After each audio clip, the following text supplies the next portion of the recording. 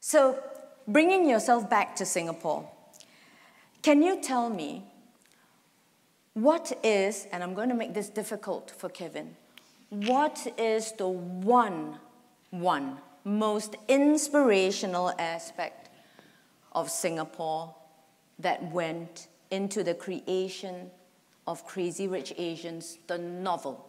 Okay, not the film, the novel. I would have to say every Sunday, my aunt would invite me to brunch after church. So I would always go to church like a good little boy with my parents, and after church she would take me out to lunch.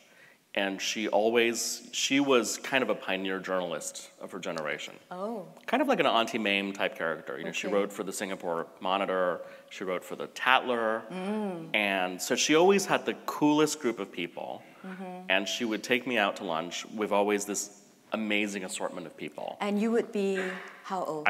Starting from when I was 6 years old. Okay. Yeah. And she actually says, you know, because I have two older brothers, and she always thought, okay, the two older ones are, she would say, they're gone case. They're done, I can't help them. This one I can still help. Still got hope. Still got hope. Exactly. So she made it her a point to sort of, kind of, you know, she gave me my first book, actually, she really got me started on reading. Do you remember what book it was? Absolutely, The Wishing Chair I by know Enid Blyton. Yes? Yeah. One of the greatest writers in the world who is not read in the US at all. Not at all. Not at all. She's sort of all like of us grew up with Enid one of the Blyton, best-selling yeah. authors in the world. She writes children's books from K through 12, basically, you know. Absolutely, yeah. And she really was like the J.K. Rowling meets J.K.